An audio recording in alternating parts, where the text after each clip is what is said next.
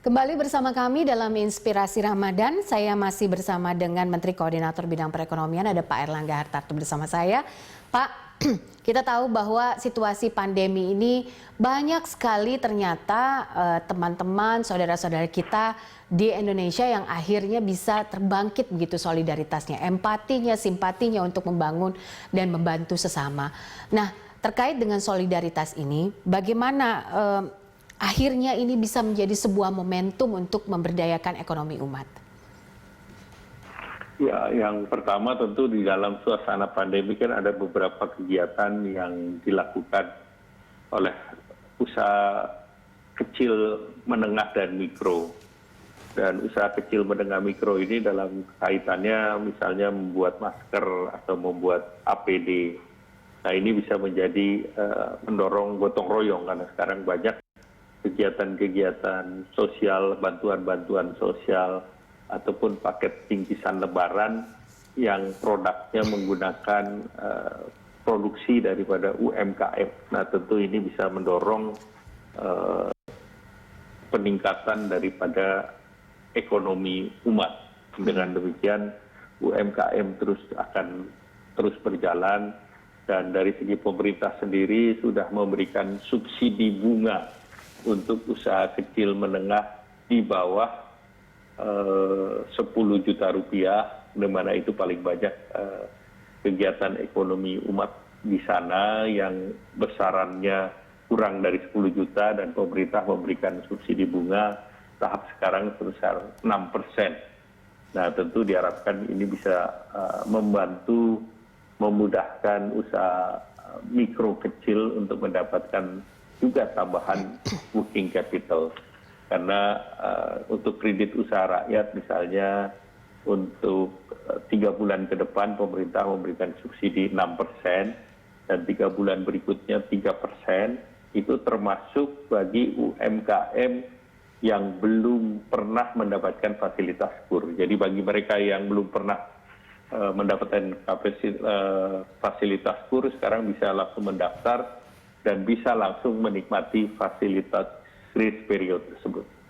Oke, baik. Ini menarik sekali kalau kita bicara soal bagaimana kita bisa bertahan di tengah pandemi ini. Tapi kadangkala memang ketika pemerintah terus memberikan bantuan dari sisi masyarakat yang memang berada di garis kemiskinan, tapi ada juga problem baru, Pak, soal masyarakat yang saat ini juga rentan miskin. Apa yang dilakukan pemerintah untuk terus membantu rakyat dalam hal ini dengan situasi yang kita tahu bahwa pemerintah juga ingin kita tetap terus survive gitu dengan new normal? Ya, tentu yang menarik tadi yang disampaikan oleh Mbak Popi, persiapan menuju normal baru atau new normal.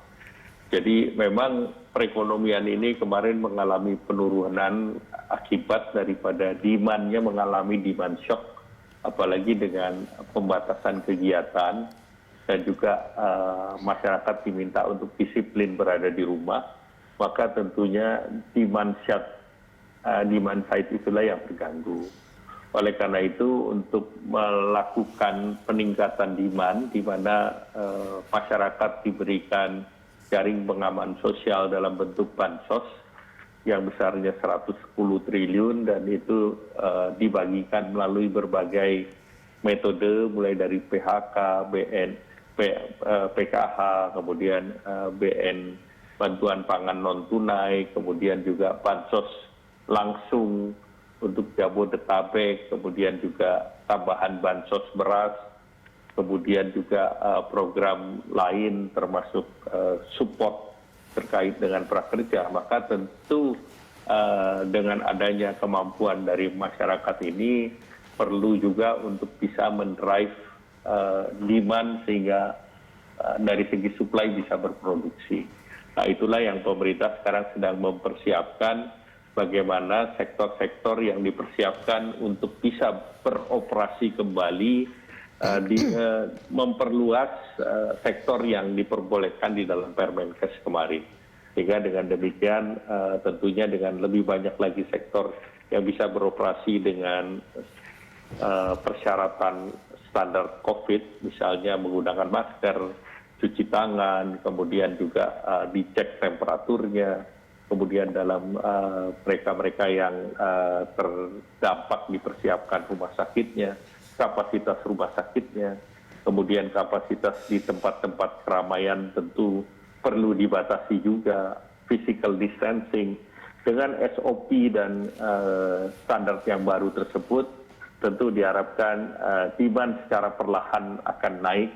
Tetapi kalau kita perhatikan dari berbagai krisis yang terjadi, baik itu di 98 maupun di 2008, itu pertumbuhan pasca krisis itu selalu naik. Jadi itu pula yang diprediksi oleh IMF dan berbagai lembaga keuangan lainnya, bahwa diprediksi di tahun 2021 ini sebagian besar negara termasuk Indonesia akan pulih pertumbuhan ekonominya. Ya, kita berharap itu karena harapan memang selalu harus kita timbulkan ya Pak. Tapi kalau kita bicara dengan kondisi new normal atau COVID-19 ini mengajarkan kita tentu saja untuk mempelajari skema ekonomi baru yang tadinya offline kemudian sekarang jadi online begitu.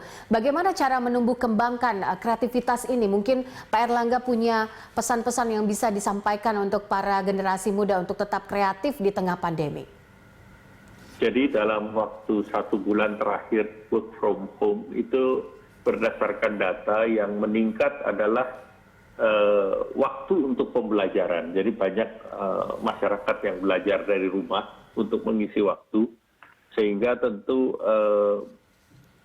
hal yang terkait dengan edukasi, keilmiahan itu mendominasi pembicaraan termasuk di sosial media.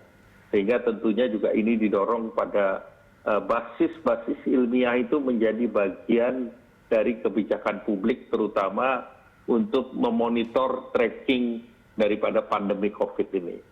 Sehingga itu juga yang menjadi basis daripada untuk perumusan kebijakan new normal tadi.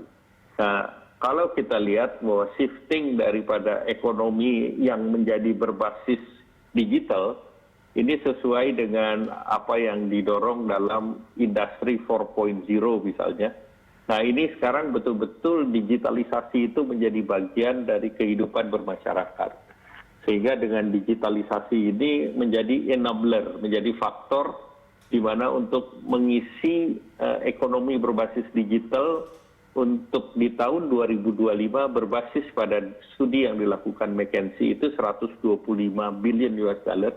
Tetapi untuk bisnis yang terkait dengan online trading, e-commerce, dan berbagai servis yang bisa dilakukan secara digital itu sekitar 80 billion. Sehingga ini merupakan kesempatan bagi mereka yang terkena PHK untuk melakukan retraining dan reskilling agar bisa menjadi dalam tanda petik menjadi kesempatan menjadi entrepreneurs baru untuk mengisi pasar yang 80 billion ini di tahun 2025. Sehingga ini adalah kesempatan terbaik untuk belajar dan untuk melakukan reskilling. Sehingga belajar berkelanjutan itu menjadi bagian daripada lifestyle kehidupan masyarakat. Baik, terima kasih untuk pesannya dan juga inputnya. Semoga ini bisa menjadi salah satu input juga untuk para generasi muda saat ini. Pak Erlangga, terima kasih untuk waktunya bersama kami dalam Inspirasi Ramadan. Assalamualaikum warahmatullahi wabarakatuh. Pemirsa, demikian tadi dialog Inspirasi Ramadan. Anda bisa mengirimkan informasi dan saran pada kami lewat email di news@berita1.tv atau follow kami via Twitter, Facebook, YouTube, dan juga Instagram. Terima kasih atas kebersamaan Anda. Tetap jaga jarak, jangan mudik, dan pakai masker. Assalamualaikum warahmatullahi wabarakatuh.